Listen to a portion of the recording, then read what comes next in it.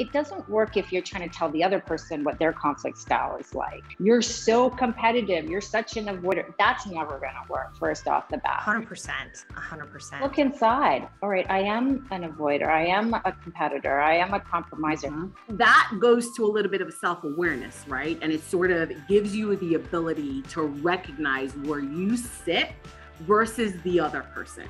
And nothing gets resolved if you don't know who you are in that situation.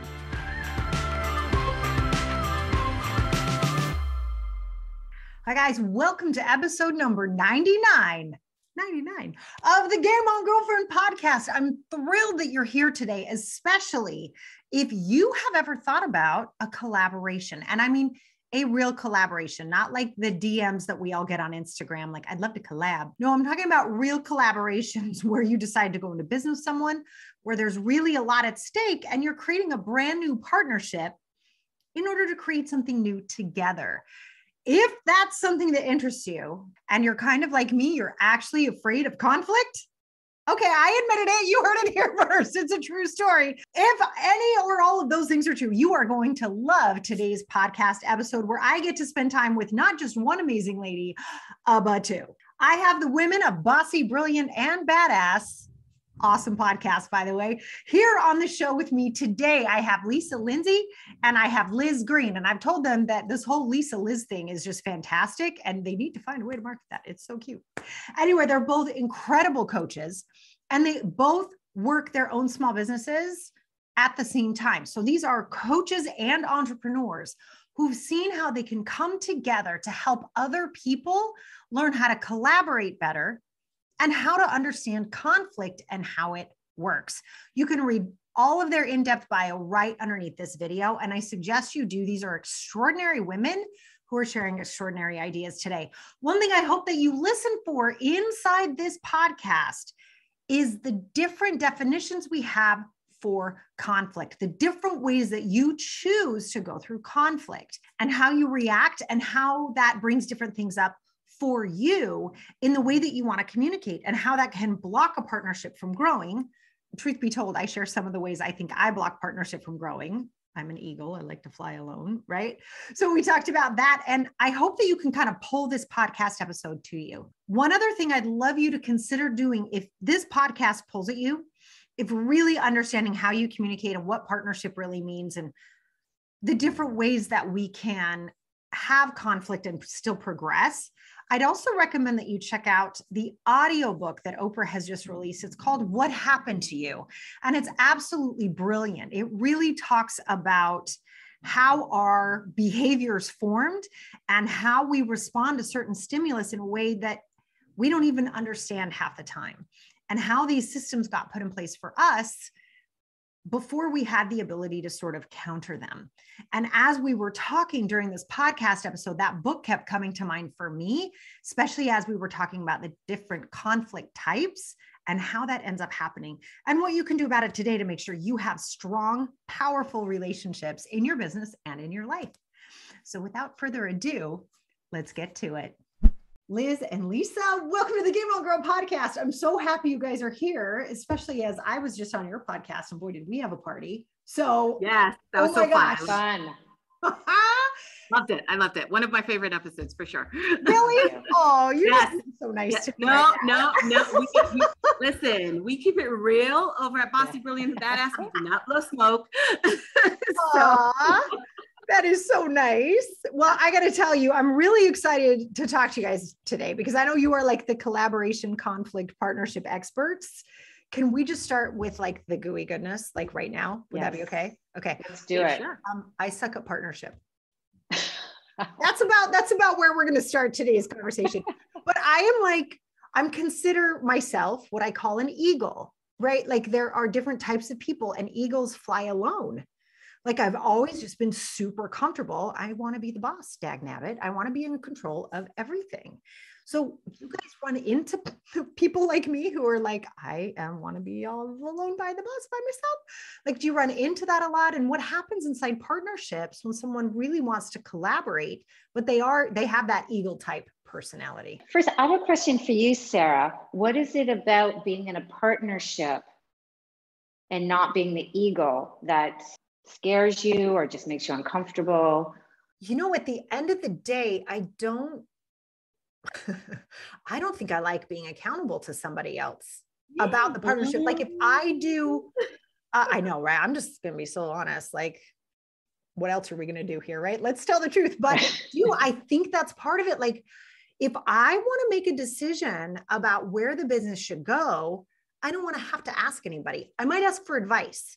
Like I'm not like crazy. Like I would go to the accountant and be like, is this feasible? Is this something we can do if I want to invest? Or I might run it by a really great friend or a colleague I trust and say, what do you think about this type of a direction given where we are right now? But at the end of the day, I want to be the one making the call. Right, which is usually why we start our own businesses, right? Yes. The three of us have our own businesses. I know I was so sick and tired of working for other people. I thought, I want to do it myself. I want to be the boss of what I do. So we find ourselves being solopreneurs and not being accountable to other people. But then what happens when you realize, wait a second, I really want to work with that person, or I really want to have that collaboration, or I miss that, or kind of it's a bit lonely being a solopreneur at times. Mm-hmm. Yes. Mm-hmm. Even if you have other people on your team, right? And listen, Sarah, I am going to go back and validate you a lot, because I think if we were all being honest, I would say I'm an eagle for sure. And Liz might sometimes feel like she's working with an eagle. Right, but I have ego qualities. Ego qualities myself. Ego as well. I was going to say ego. So we're all I'm an egotistical eagle. Yes, eagles on this call right now, like on this Zoom. So yeah, the idea of sucking at partnership is something that I thought I would as well. And I sometimes feel I fail at it all the time, right? Like I don't think I'm always a good partner, 100%. Because part of what I usually joke and say, but sometimes I'm semi-serious, is that I'm right. And I know I'm right. And you know I'm right. So why are we talking about it? But you know what? I tell her this all the time. She usually is right. That's the whole thing. But there are the few times when I'm not. So what do you guys do? Okay, so let's get into this. So Lisa's usually right. So, okay, we're starting there. Thanks, Lisa. So glad. So Lisa's usually right. But Liz, where does that leave you as far as conflict? Like, what if you don't agree with her? So she's now validated those of us that are eagles, right? We all have our ego moments and our egotistical moments too.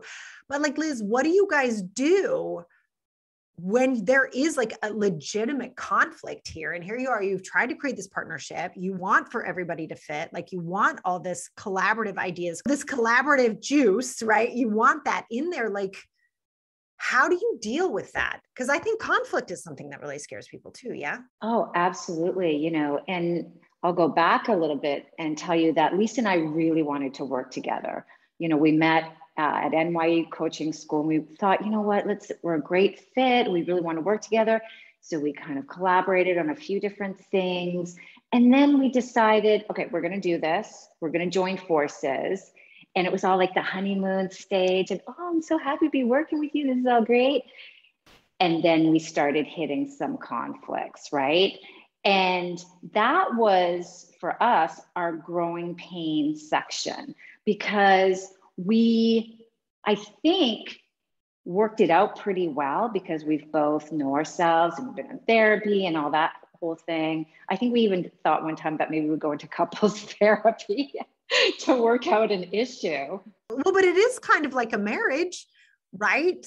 Yeah, it's a contractual relationship. It is. It's very much like a marriage. I mean, I've not been married, so I can't 100% say, but I feel like that's what it would probably be for sure. Yeah. And yeah, Liz is right. I mean, when we hit that first one, if I remember correctly, because we might have a difference of opinion about what the first kind of thing was, but I think I just remember Liz kind of saying something to me, and I'm like, where did that come from? No. Right. And basically having a mirror kind of held up and recognizing, oh yeah, this is the way you're used to operating. in your, I mean, because we both, Liz and I both have our separate businesses, right? So we work on the podcast together, and this is the thing we do together. And this is where we get our partnership collaboration juices going, but we still have our separate businesses that don't overlap with what we're doing. So I sort of like this arrangement that we have where we're partnering, and then we're also kind of living the life of a solo entrepreneur. So we're doing our own thing. And I think that that helps with the ego tendencies a lot. But yeah, when we got into the first thing, I was like, no. And it was tough. It was tough, and it was hard work. And we both came together, and we actually worked it out through different steps, which is probably what we're going to talk about today a little bit, right? Yeah. There was certain guidelines that we actually followed. And one of them is like, what is your conflict style? I didn't really know what mine was. I don't know. Lisa, you probably knew what yours was, right? Yeah. So I teach conflict, right? So it's one of the things that I tend to talk about because I'm an HR consultant. So conflict is rampant with employees all day. So knowing and understanding conflict is something that I need to do in my everyday work. So I knew what my style was immediately, and I'll run through them really quick. So there's 5. And so the first one is avoidant, right? Which is exactly what it sounds like. I ain't doing it. We ain't getting into it. That's me. Right? That's me. And me sometimes too. The second one is competitive. But more often than not, that's where I lean. I'm like, what is it like? I'm going to win this argument competitive. Is that what that means? Like it can, I think it's a combination. So there's different elements that make up the competitive style. And one of them is I'm going to win and I want to win. And, and that's mostly most of it, but sometimes it's more like what I just said, I'm right. What are we doing? Right. The other one is accommodating, right? Okay. And accommodating is just like, okay, that's fine. You can have what you want. And often I tell people a lot of times, right? They think that they're resolving conflict and they're compromising, which is the 4th style. But what they're actually doing is accommodating.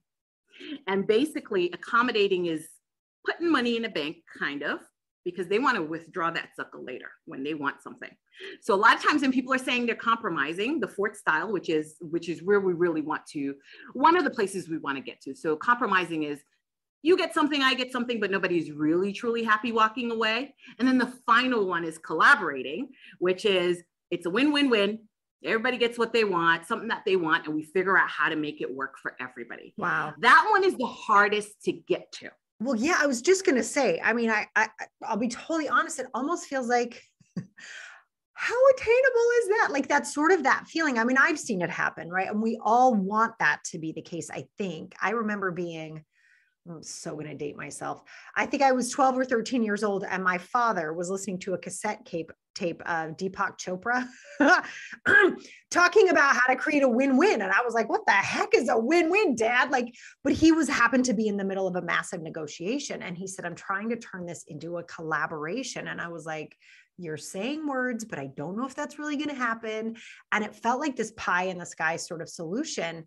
How do you guys actually help people get to that point? Because I can see in the competitiveness, and I loved what you said about sort of just acquiescing and like, yeah, but it's almost manipulative because it's like later you can be like, well, remember when I did this and this for you? So I gave you this and therefore you should give me that. Well, you can't jump over to the end, right?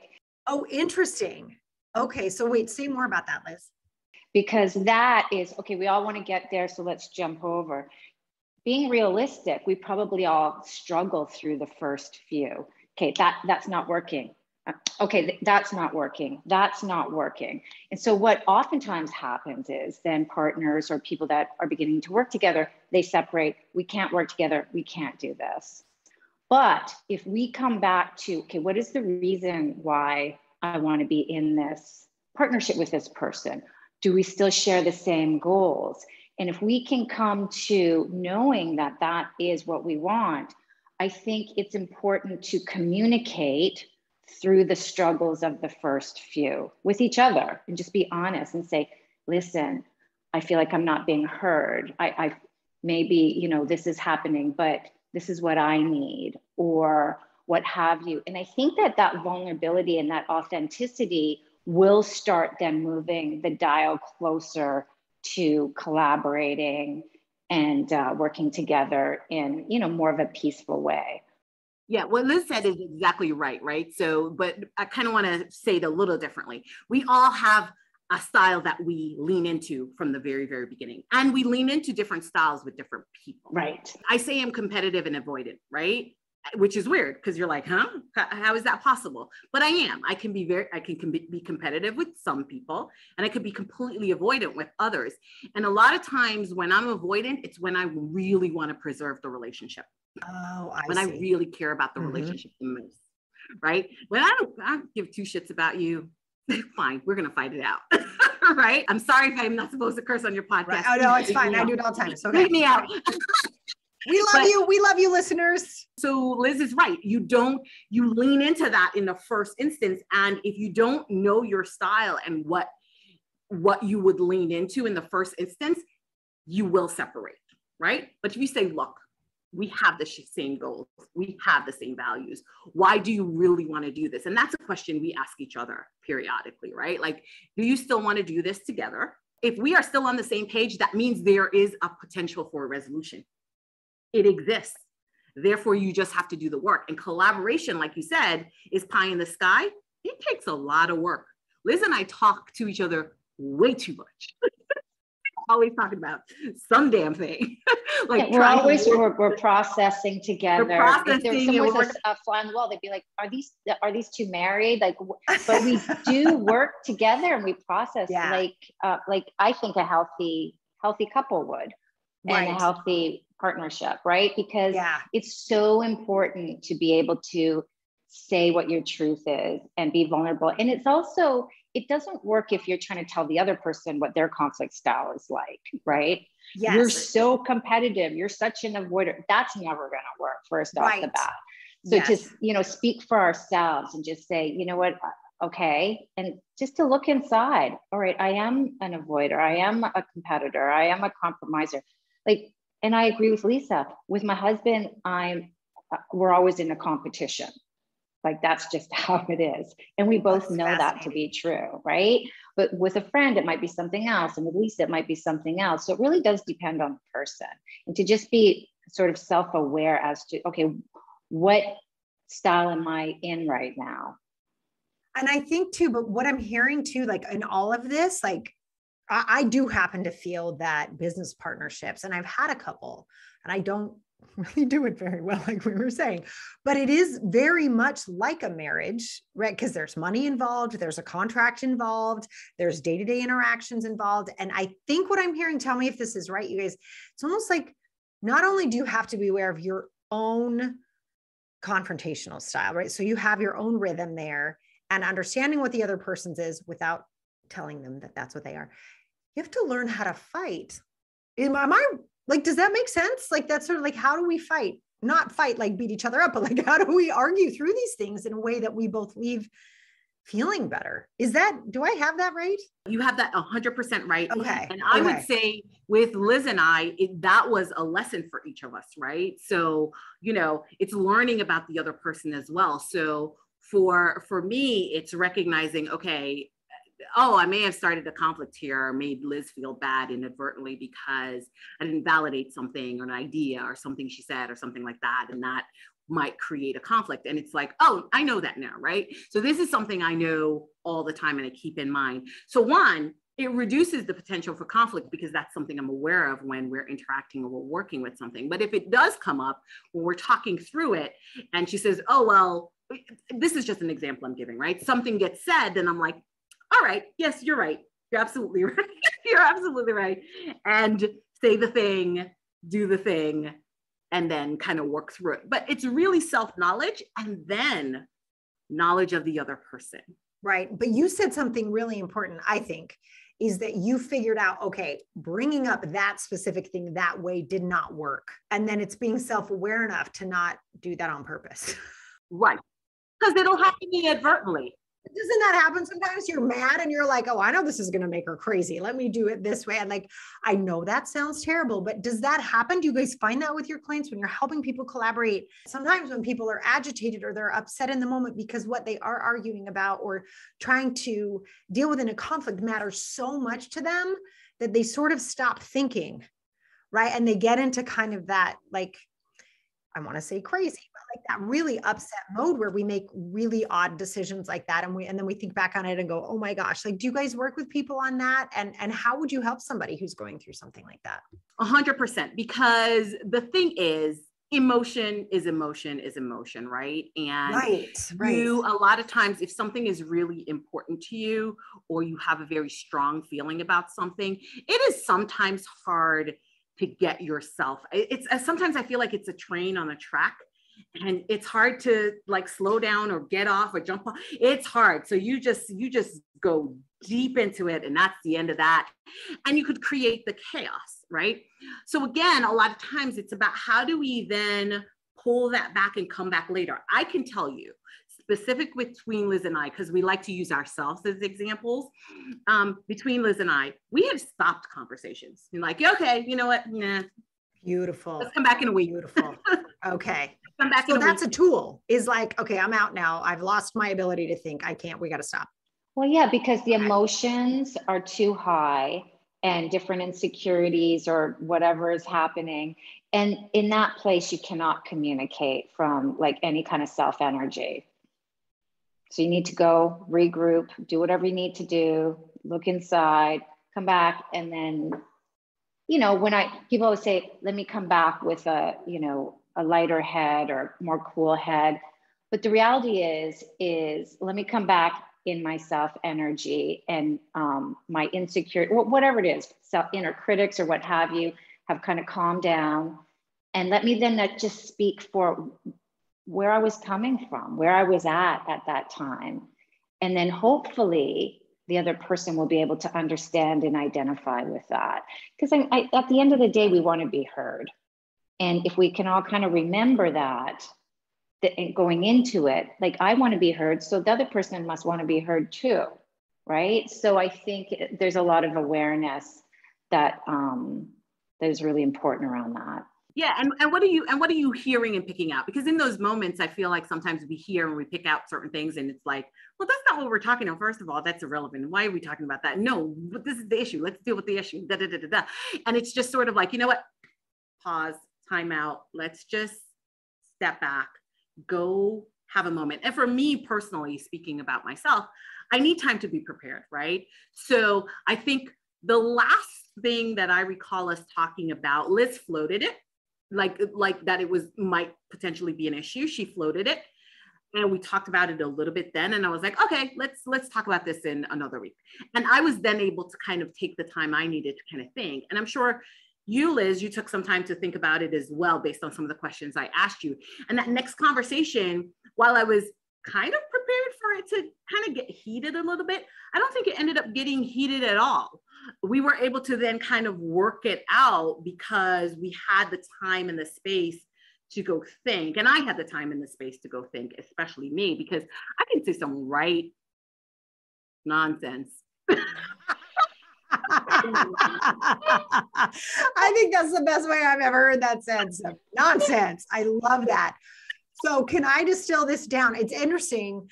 I always like to think of, it's because this is both personal and professional development we're talking about, right? If we're going to distill this down, this is about being truly self-aware, understanding how to listen, knowing when it's time to stop. But I also think it's almost like this fourth sort of invisible element, which is what really is the end goal of this conflict? What really is at stake? Like, what am I really fighting for? Because I love what you said there. Someone's like, how did this just get into this conversation? We weren't even talking about that. We could start to throw the kitchen sink in a conversation because of past things. Or like you said, I gave that up before. I'm not giving this up this time. You're like, that's not what we're talking about. So is that accurate to say there's kind of like this fourth invisible marker of the direction of the conversation, which is what is our hopeful outcome here? Like, we both care enough to be in this conflict, which is so freaking uncomfortable.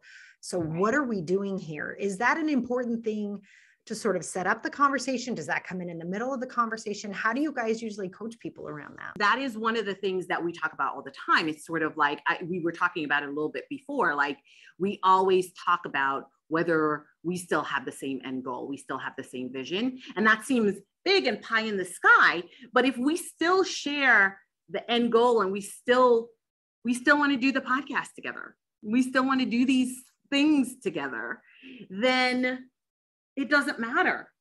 Because if you still feel that way and I still feel that way, then that means we can get through it because we can get to the end, right? So you're 100% right in the way that you're thinking about that. And I would say it's not so invisible. If you're practiced at it, it comes first, right? Or very early on in the conversation, okay? Like if things are being said and then it's like, okay, pause. Do you still want to do the podcast, Liz? She'll go, yes.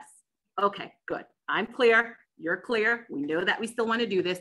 All right, what are we trying to work out? Right. Now it's about the how and the which path and those sorts of things instead. Right. And it's not about letting go how you feel about something. If you feel like you've been wronged, and I don't know. I mean, maybe I have a more rosy view of our recent relationship, Liz, and you could completely tell me if I'm wrong. But I feel like because of what we went through last year as we were building it and growing it and the conversations we were having, that now it's just so much easier. So if something comes up, we just know how to get right to the heart of it. That's amazing. And deal with it versus sitting in the feelings and the fear and the worry and da-da-da-da-da. It's just sort of like, hey, Lisa, I want to do this. Or hey, Liz, I want to do this. And then it's like, okay, how do we resolve it? How do we get to a resolution versus trying to have the fight? Because a lot of times the fight is about me telling you how much I can't stand you right now. Sorry, I think I just deafened people with that laugh, but that was funny. Yeah, because it is, I think what I'm hearing is when we really come at it with the end solution in mind, it loses some of its personal edge, right? It becomes a little bit more about like, let's find the solution, not my idea versus your idea. Right. And it's also important to say too that, you know, partners can have still the same end goal in mind and still break up as partners, right? Because they can't seem to find their way through conflicts. And I think with Lisa and I, what is certainly true is that we did deal with that stuff in the beginning. So it's not one of those things where it's been built up. So the conversation might be around, oh, well, what do you think about this type of marketing? And then the moment somebody gets triggered, it's like all this back stuff starts rolling through. And then all of a sudden it's a big explosive thing. Sometimes that's really hard to come back from, right? Absolutely. So if you deal with each piece along the way and just kind of have some courage around doing that and having a conversation around agreeing to do that, right? Then it's not going to build up. And so Lisa and I had these hard roadblocks throughout the first, few months, 6 months, what have you. And as Lisa said, now it's more like it's very smooth sailing. And if we do have a disagreement, we handle it really, I think, in a pretty healthy way. So great. So you learned how to fight, basically. Yeah. And I think in what Liz was kind of alluding to there that she didn't quite say is have that first fight, because that is usually what we're afraid of.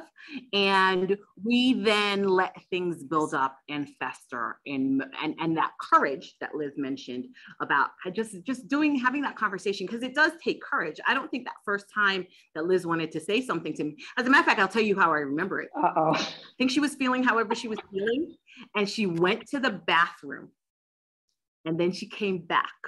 And then she said what she wanted to say.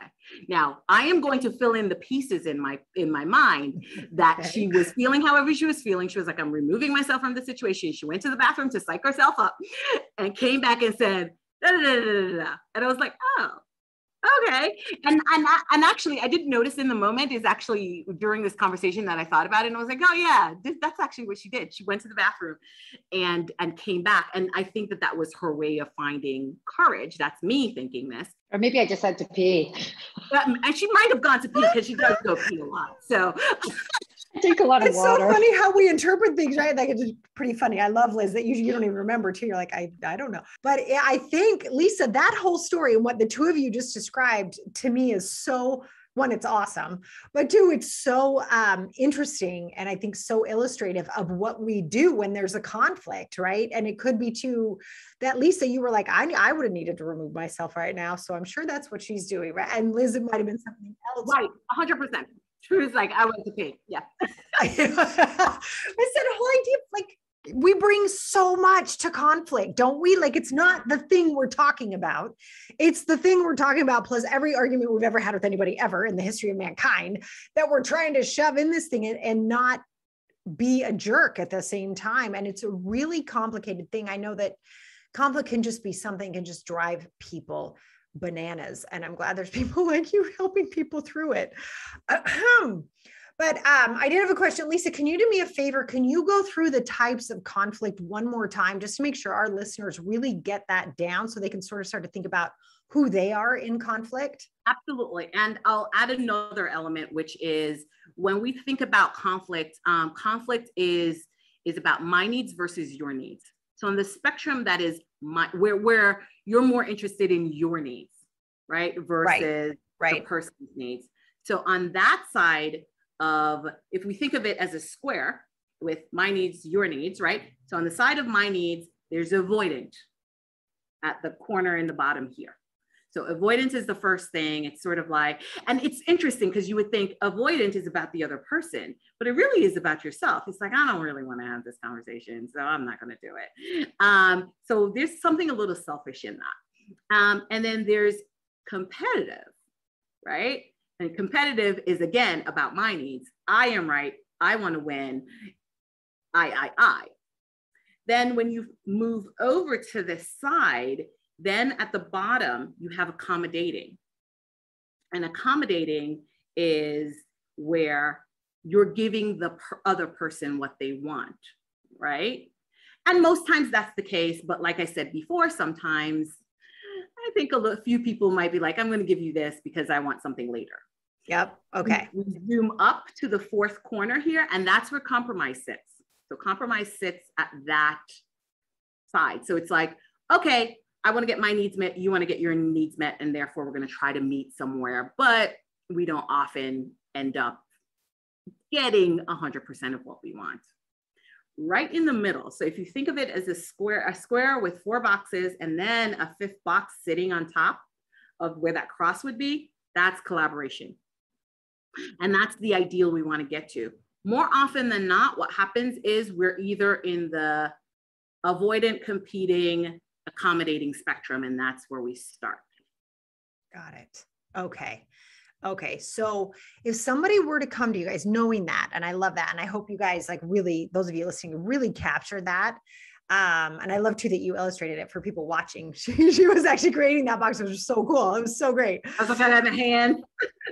So if somebody comes to you, what is the first step? Like, let's say we have a partnership on the rocks here. Like, we don't know what to do. We're really upset about XYZ, whatever that is. What is one of the first things you have people do in a situation like that? Well, the first thing is to understand your conflict style. That's it. Understand how you see and approach conflict. That's the first thing, because that goes to a little bit of self-awareness, right? And it sort of gives you the ability to recognize where you sit versus the other person. And nothing gets resolved if you don't know who you are in that situation. And take responsibility for it. Absolutely. Got it. Yeah. And then what I do in my coaching is I'll do a step 2. Once you identify where you're coming from and what your style is, I sometimes have people reverse with the other person and step into the other person's shoes, pretend they're the other person and say, okay, you know, what information are you getting here? And it's interesting because when we put ourselves in someone else's shoes, we tend to have a lot more compassion and understanding for their conflict style or what they're going through. And it's pretty cool exercise. I think it's very effective. It's so funny when you said that, I was thinking, I don't know why my brain went here, but I was even thinking of like Model United Nations and what that does for kids and having them understand different perspectives and understanding there's different viewpoints and these ideas and different ways people come at things. And I think that's a really effective way. Liz, it's very cool that you do that. I can see why that would be so effective. Yeah. So I have one more question for you guys. Why is this what you love to talk about? Tell me more about the satisfaction this brings to you guys and how it helps you fulfill your own goals and your own impact that you guys want to have. Are you a coach or something? Last time I checked, I don't know. But I'd love to know. Like, I find this so interesting because this is tough stuff. Like, you guys didn't pick the unicorns and rainbows topics. You guys picked the harder stuff. And I'd love to know, what about it do you love? I remember when Lisa and I first started down this kind of path of getting to know each other and having certain conflicts. I remember saying to my husband, we're trying to find a topic that's going to be interesting and work really well for us. And he said, because you guys should talk about like your conflicts that you guys have had. He goes, that's super juicy, right? And then I think Lisa, and it was completely different. Lisa one day said, hey, what about, we should talk about this. And it was really kind of interesting to me because I think that having conflict with people is something that can really teach us who we are, right? So when we're in a relationship with somebody, whether it be a business partner, another kind of partner, it really is putting up a mirror and saying, okay, what is this showing about me?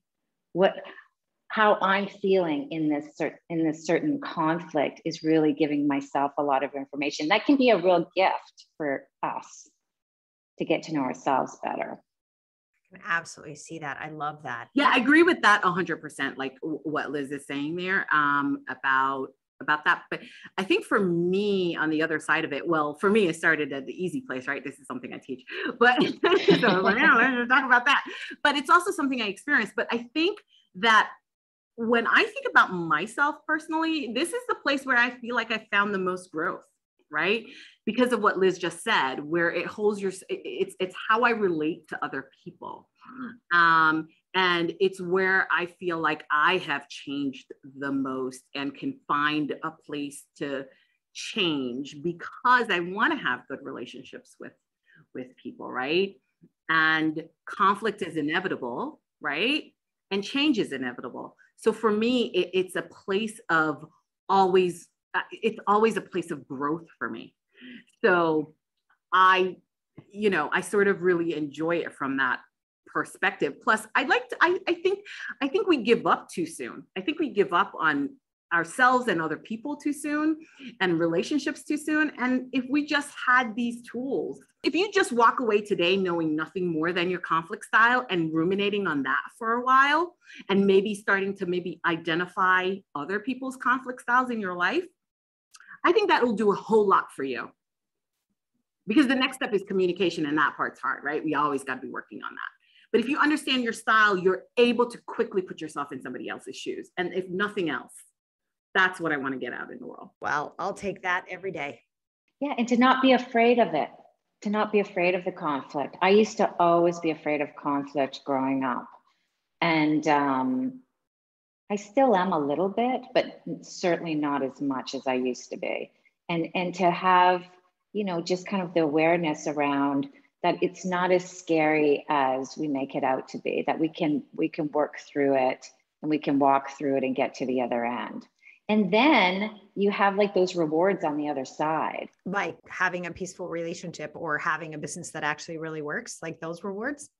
Yeah, to be able to have a peaceful relationship with the person, which is always something nice. Like who wants to have a business partnership? And we all have had an experience of, which is always like filled with tension. Mm-hmm. That's not comfortable. That's no way to live. Right. 100%. And Liz, I agree with you. I think a lot of the reason I choose to be an eagle or to stay this way is my own fear of conflict. I hate fighting with people. I hate it. I hate it so much. It's just like, oh my gosh, it makes me want to like turn my stomach inside out. It's just really not something I'm personally comfortable with. And so I think learning this skill would definitely behoove me. So I'm really glad we had this conversation today. What I love about the two of you, and I remember this even when I was on your podcast too, is there's such, I think, a respect between the two of you. And I think you guys are role modeling that for the rest of us. And to know that even as it looks, right, so smooth and so respectful over here, that you guys have done work to get there. It's not magic. It's not this idea that, well, we were just the perfect pair, which gets sold out there. right? I mean, thank you, Disney, right? That's about romantic relationships, but in business partnerships, that gets sold like, just find your perfect partner. It's like, dude, it's not that easy. And I think what you guys are role modeling is that it's worth the work. I think so. I absolutely think so, because I get to do something I love to do every week, show up and have a conversation with a person I like, and do something really fun. That's just at the podcast. And then in terms of just expanding past that, it's fun. And I get needs met. And a lot of times we need to get some of our needs met. And one of those needs is, yeah, you're right. I don't like the accountability. And sometimes I don't want to do that, but you know what? It helps me to do something. Every week I'm showing up and I'm accountable to my partner to make sure that certain things are done. Love it. I love it. Well, you guys, if somebody loves you and they're like, oh my gosh, these ladies are wonderful, how can they learn more about you? Where can they find you? Tell us everything. All right. So our podcast and anything related to that is the work we do together is at Bossy Brilliant and Badass. I hope you allow that cuss word. The show and all of that will be found at Bossy Brilliant Badass on all the social medias. And then me personally, I can be found at Peel Piper, which if you're watching the video, that's the name. Yeah. And you can find me at lizgreencoaching.com. Awesome. And you guys, we're going to have all those links underneath this video or in the show notes, depending on how you are enjoying today's conversation. Thank you so much for being on the podcast today. You guys are the best. Thanks for having us, Sarah.